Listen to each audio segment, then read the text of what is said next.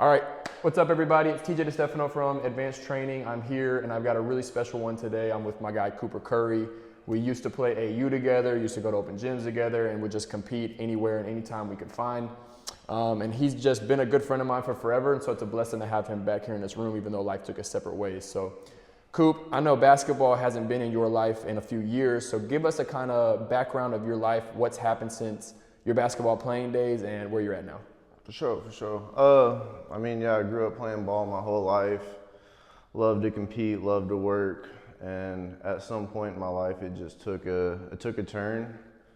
I turned to drugs, women, and just kind of started to grow lackadaisical and just quit loving the game and started chasing the wrong things. And a bunch of things led to that, whether it was my stepdad leaving my mom who raised me, then eventually my dad getting murdered. I tried to make a comeback after high school and, just my heart wasn't in it anymore. And addiction, mental health, the struggle, it ruined me. Didn't know a way out. For sure, and that's something that we're definitely going to touch on today, because I think that's one of the most powerful lessons that people can get from this conversation is kind of how when you get caught up on these things that just literally almost have you in a chokehold, that it's really almost impossible to get out by yourself unless you're very blessed. And so before we get deep into that, let's just talk about what's something in your story that people might not expect or like understand about you on a surface level that you want to dive deeper into. I would say just the feeling of not feeling like I ever fit in. Like playing basketball my whole life, like I never really felt a part of a team. I always felt like on the outcast, even if I was probably like one of the leaders on the team or one of the go-to guys to get the ball in the bucket. I just never really felt I was enough as a man or as a teammate. I always felt I fell short. And that's when I started to turn to drugs for anxiety relief. I look back on it now and it was like a lot of anxiety untreated, a lot of depression. Just nothing was enough. Just no amount of points, no amount of assists, no amount of wins ever was enough. I always look back at the end of the game and been like, I should have done more. I'm so grateful that you touched on that, because that was actually going to be kind of what I segued into in the next question, which was like, what do you think you were searching for through the drugs and through the women? Because for me personally, it was the exact same thing. It was like, I could have the best game of my entire life and I'd still be focusing on the mistakes. And I'd still have voices in my ear focusing on, oh, well, you missed the shot, or you turned the ball over this time, right? And from a very young age, it felt like my worth in myself was tied to my success, right?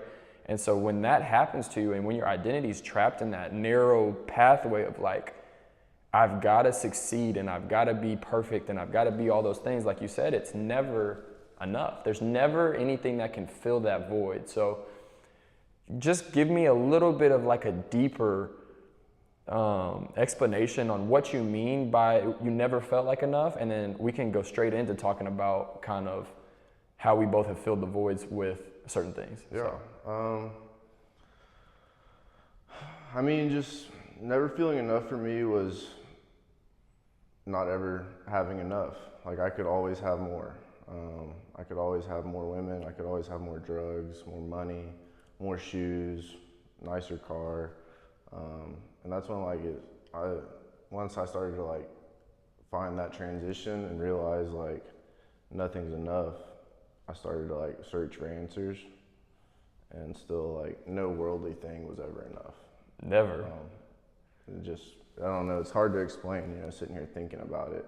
Besides like, it was like a complete empty feeling. Like anything I ever wanted in this world, I would go get, because I'm a hard worker, and everything I wanted was wrong. Like self-will, what Cooper wants is always gonna lead to emptiness and miserable and lonely.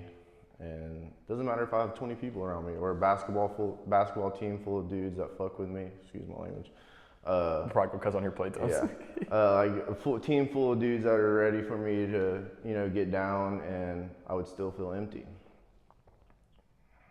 It's the only way I can really describe that feeling. For sure, that's beautiful. I want to touch on what you just said because this is something that I had to work through in my own life as well, which was that you could get anything you wanted because you were willing to work for it. I think that is something that has deepened my spirituality on the back end of my struggles, because I realized that God has called us to build something or create something through us, right? And so when we can finally hear the message that he's trying to send us, if we're somebody who's already capable of building whatever we want to build, because we know we can build for the bad shit, for the shit that we don't need to be going towards, it's the same power, we just use it for a different purpose. Does that make sense? So like, I was the same way, right? Like, I made it in basketball to a certain degree. I had a successful training business. I've become a head coach in a very short amount of time. Like, every goal that I set, it was like I always got it, because I knew a lot of it was up to me. I didn't need to worry about this person or this, what they were doing. It was like, nah, just lock in, go for it. And so it was like I started to realize that whatever I desired, I could bring into my reality, right? If people want to talk about manifestation, like, cool. Yeah. But manifestation is like a woo-woo word for like just going to get it.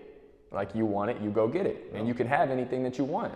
But then you got to say, like you said, like, are my desires actually in line with what's best for me and everybody around me, right? Because a lot of shit feels good to us, but we look back on it now and it's like, fuck, okay, well, what felt good in the moment either destroyed me or destroyed somebody else or destroyed what I was building. And it's like, fuck, okay.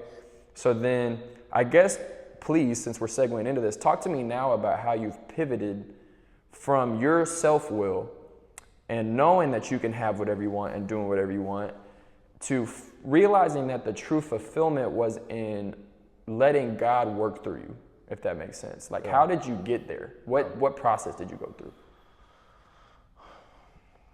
So it all started with, like, you know, we can go through everything, but like realistically, like, to keep it short, is chasing money, women, and the fast life, you know, whatever it was.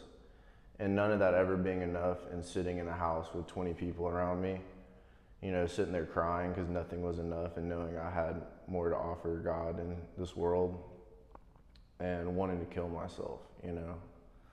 And like, it was like for 6 months, like, this little voice in my head was like telling me, like, go to rehab, you know, go to rehab. And I was just like, no, I got this, you know, I'm gonna keep doing me. And like, literally it got so loud. I was like, go to rehab every night, you know. And I just, all right, like, I can't do this anymore. I'm looking up euthanization, dark web, like how I'm gonna kill myself, what's the best way, and, you know, crying, you know, begging God to show me. And he's sitting there telling me, man, and I'm just running. And I finally was like, leap of faith, you know, we were talking about it. And I just took a leap of faith. I was like, you know what? I surrender. You know, I'm gonna go to rehab. I don't know what you have in store for me, but like, gosh, I hope that I feel happy, joyous, and free sober, and no longer want to kill myself. Because if I don't feel like this sober, you know, and serving you, like, I'm probably gonna kill myself. And, you know, I took that leap, and then next thing you know, got some bad news while in rehab, and I'm like, oh, I'm doing 12 weeks now, you know, 30 days turned into another 4 months, you know, and the next thing you know, I'm living in Austin and just trusted God, man. Like, literally it all happened from just like surrendering. That's powerful too, because I don't think, and you can always, please put in your 2 cents at any point, cut me off if you need to. But I feel like for men specifically, surrendering control is such a hard lesson. And it's like, it's the most important thing that we can do, is knowing that none of this shit is really up to us. We do have power, like we just talked about, to make things happen in this world. But if we're going against God's will, it's just going to end up a shit show for us, right? So it's like, how do we then just drop it and say, okay, let me actually listen to what you want for me? Like, it's such a hard thing. I think I still battle with it every day. I don't know if you do, but like, there's still certain things that I find myself desiring or chasing and being like, wait, that's probably not in alignment. That's probably taking me off the path again. And then, you know, if people believe in demons or not, it's like, how do we know when our thoughts are our own thoughts? Like, I've had suicidal thoughts too. I've literally looked up different ways to kill myself and had like plans and had all type of shit, right? And it's like, when I look back on it now, I'm like, was that even me thinking to myself, or was that something trying to get in my brain and have me just, cut my purpose short early because of the trajectory that I'm on now, right? Like now I've got a much more powerful light than I did back then. So it's like, were you just trying to get me to press the end button early? Trying to take my light out, man.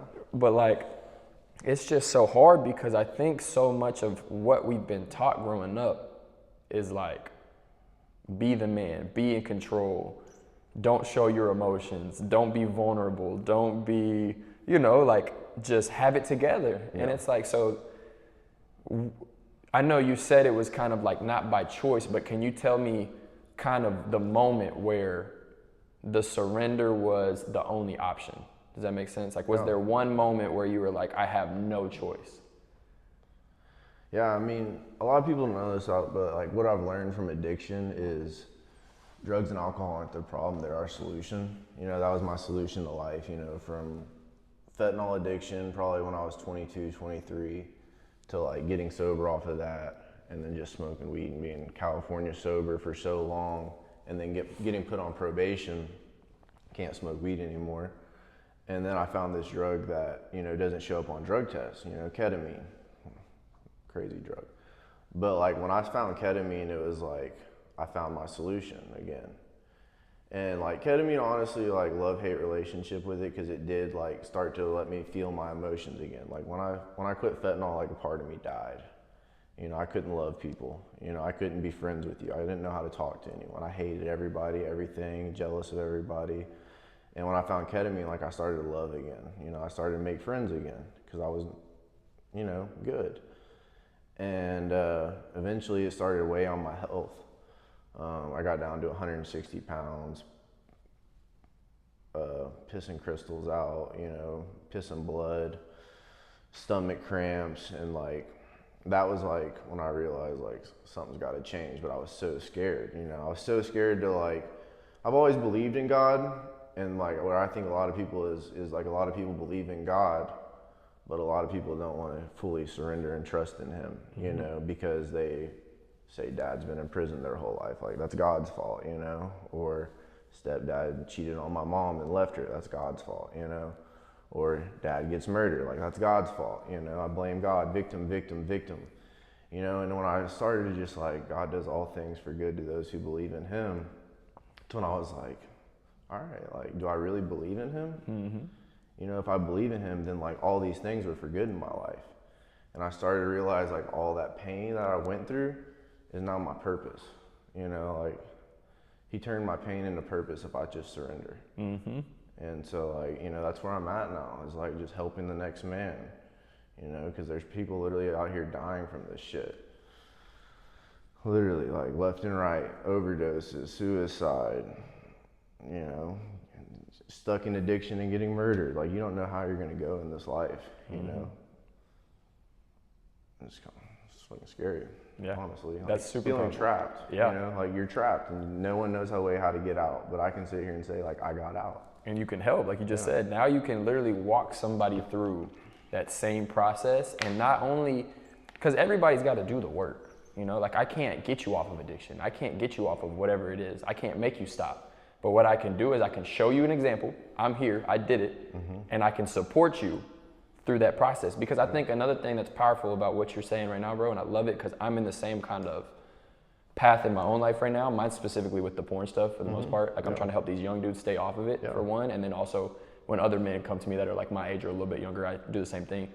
But it's like, nah, okay, look, this is what it is. This is where we're at. Now I can show you I've done better. I can show you there's a way, but you got to go through the process and do it yourself. And we can speak to the part of them, like I think you said it perfectly when you said you got off fentanyl and you were like, part of you died, right? Like part of you has to die every time you transform.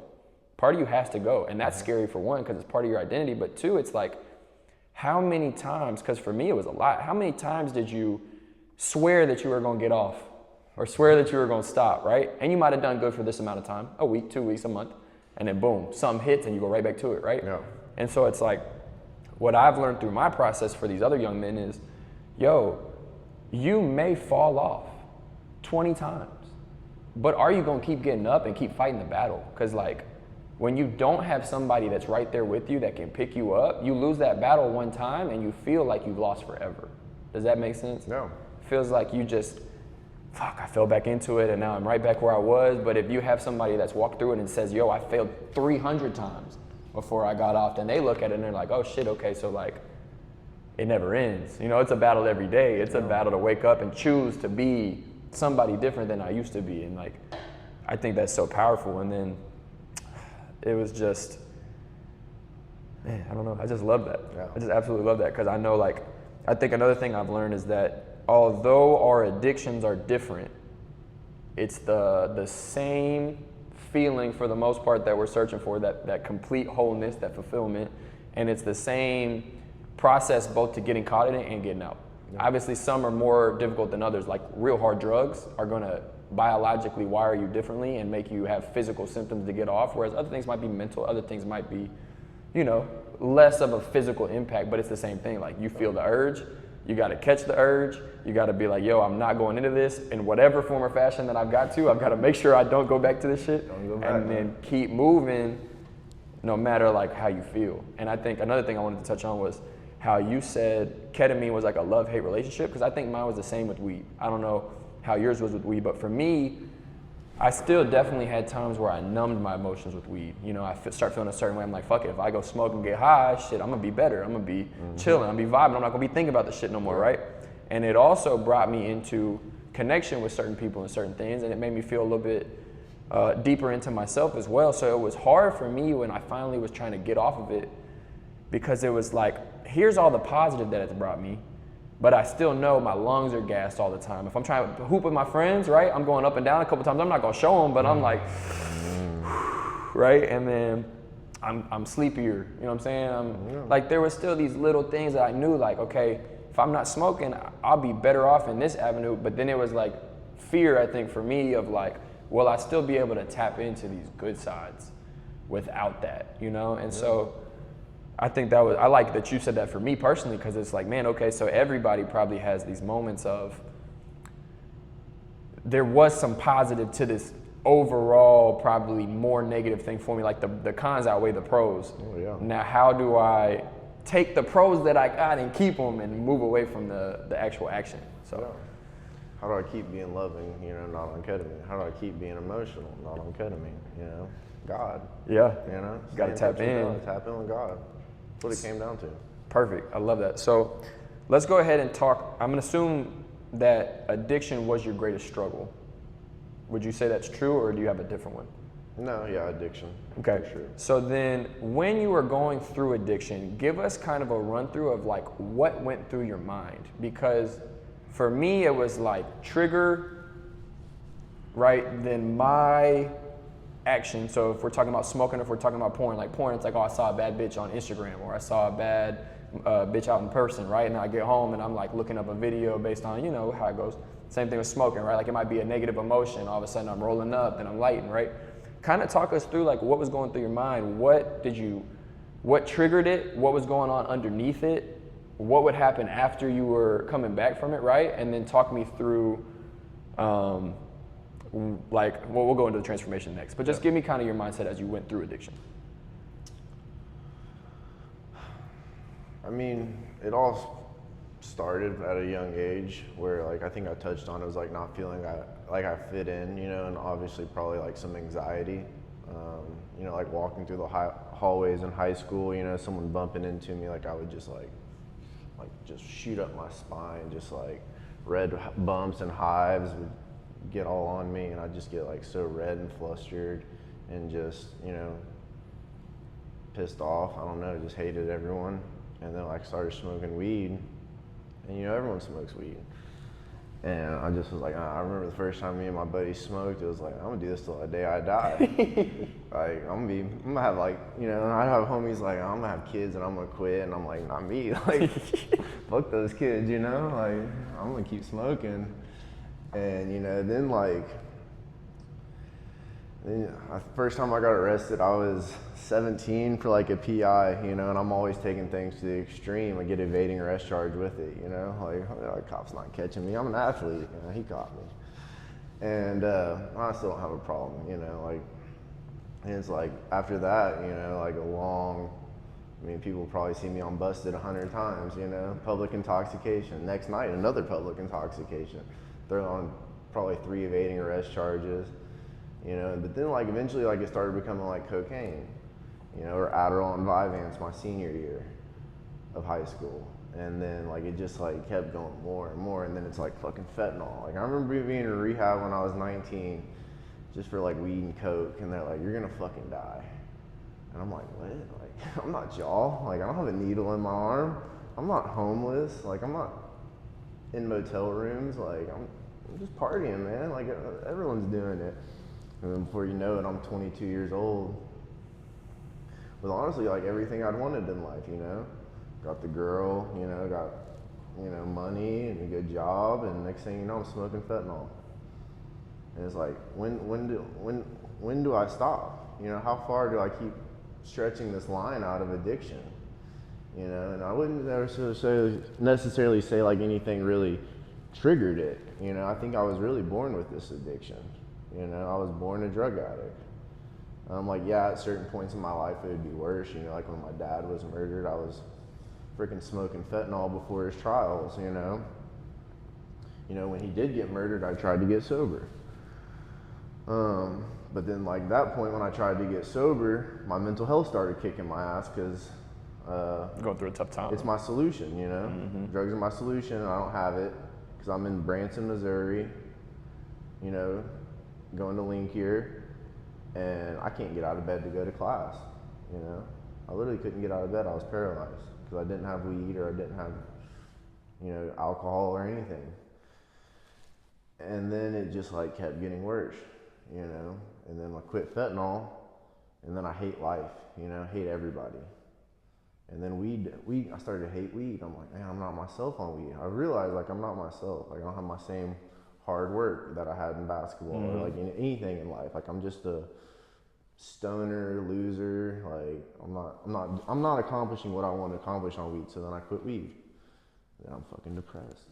Fucking hate life. Hate everybody. Hate myself because I'm living in regret in the past. And then ketamine. And like once I found ketamine, it was a wrap. You know, I was arrived. You know, I'm gonna do ketamine until I die. Now I'm doing ketamine until the day I die. And it's like, gosh. And then it was literally like begging and pleading God, please help me feel this way, sober. You know, show yourself to me if you're real. You know, break my heart for what breaks yours. And I used to be like clubbing and in strip clubs. And like, yeah, I might have been on some ketamine, but like God was like, this is what hell's gonna be like, but 100 times worse. You know, music blasting, can't hear the girl talking next to you, can't hear your homie. And it's like, this is what hell's gonna be like. Can't hear shit, just rah.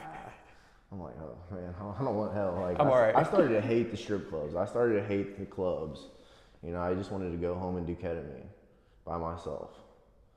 And I realized like, I better get out of this. You know, those dark thoughts started to creep up. And that isolation's even more dangerous when you're in that type of time. Isolation is the worst because that's when the suicidal thoughts started coming in.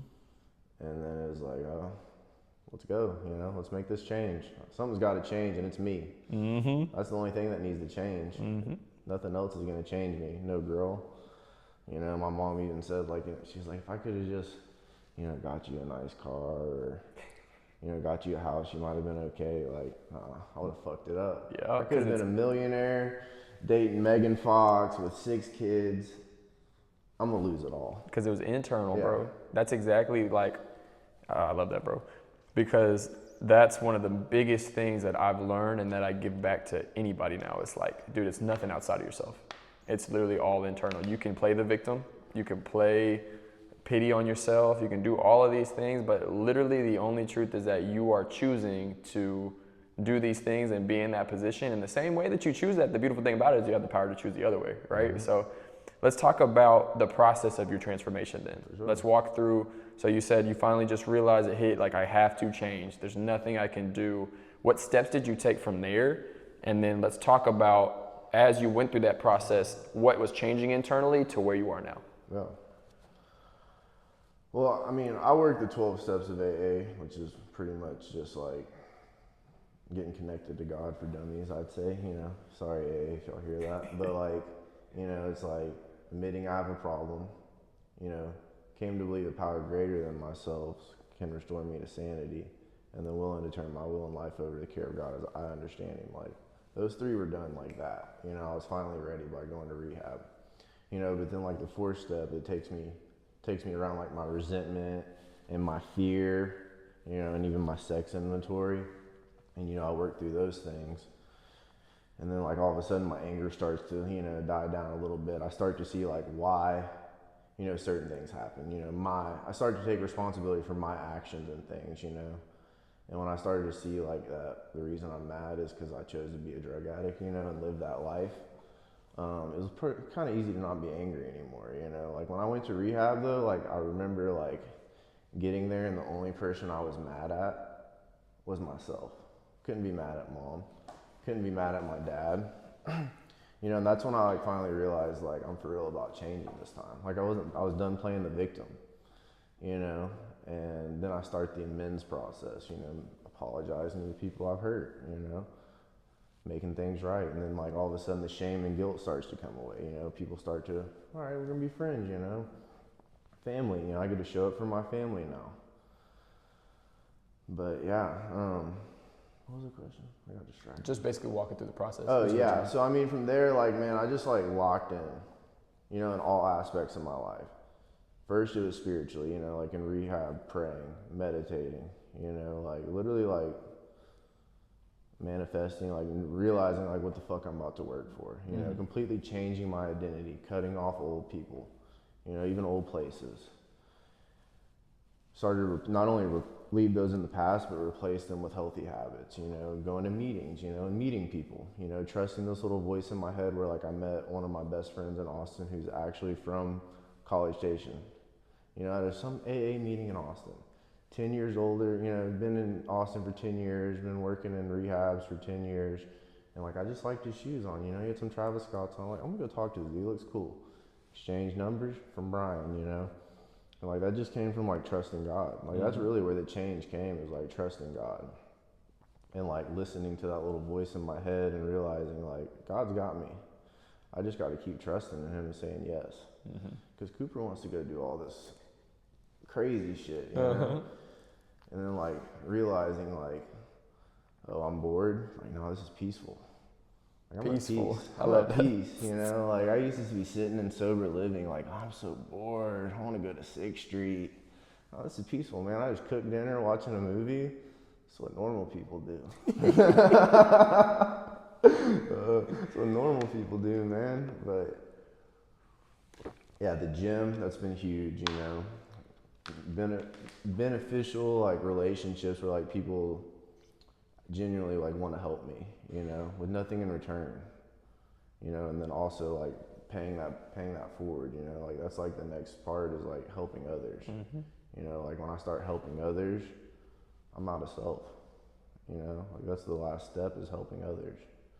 And when I'm helping others, like that's when I feel the best now. Like that's when I realize like I'm doing what I told God I would do, which is like serve His people the rest of the days of my life. You know, like you help me get sober, man. Like I will serve you, and I will serve your people the rest of the days of my life. However that looks, you say, and I say yes. You say what to do, I'm going to do it, because I don't ever want to go back to where I was. Because you've lived hell. Yeah, You've literally I've lived lived hell. I've lived hell on this earth. You know, everything I thought was it, you know, it wasn't. It wasn't. For sure. I think you touched on so much stuff that the first thing I want to kind of bring back up is how you said you literally like had to change your identity. I think that's one thing that helps snowball down the rest of it, because it's like once you change, oh, I'm a drug addict, or once you change like, oh, I'm a sex fiend, or oh, I'm whatever it is. Even for me, like I had to let go of being a basketball. Like I had basketball as a big part of my identity for a long time, and even now still I get called into it sometimes. I got to remember like, it's what I do and it's what I enjoy doing, but it's not even close to who I am, right? So then when we change our identity to a servant of God or to whatever we describe ourselves as, it's like then almost everything starts to align to that a little bit easier, because you're not a drug addict fighting your addictions and fighting and having all this resistance towards this. You're now a whole different person, right? And so yeah, you still have this story, you still have the facts of what has happened before, but that's not you. No. That's like almost, it's like literally kind of like you said, it's like a whole separate self. It's like, yeah, now I can walk you through and I can give you the best parts of me because I've been able to kind of integrate those darker parts and those worst parts of me, which I love. I also love that you touched on how a big part of the process is having to work through those emotions. So it's like, again, we talked about it a little bit, but men have been taught almost to like suppress them and like not be in touch with them, and you can write everything off as being angry. No matter what you're feeling, just be pissed off, you know what I'm saying? And it's like, nah, okay. So one of the biggest parts of healing is you've got to go back into those emotions and feel them and recognize that they're there because of what you've done and the choices that you've made and all of these things. And then only by taking certain actions will they actually start to fall off. Whether that action is moving differently, you know, like actually taking different actions in terms of your habits and your tendencies, or also going back and apologizing to people, I think is huge. Like recognizing, fuck, I really did hurt this person. And the least I can do now is go spin the block back and be like, yo, I fucked up. You know what I'm saying? Like this was a really fucked up situation. I'm sorry. No, that may not. I think another thing that was powerful for me is some people didn't accept my apology. Some people were literally like, fuck you. No. And then I had to be like, yo, I still feel a little bit better because at least I went back, but I also feel kind of crushed because it's like, damn, this person has that much negativity towards me now that even though I'm changing, they don't give a shit. You know what I'm saying? Fuck you. And that segues me perfectly into the next thing. Like, I know in my own personal life, I've made a lot of transformations. I've made a lot of growth. I've made a lot of really beautiful things internally inside myself.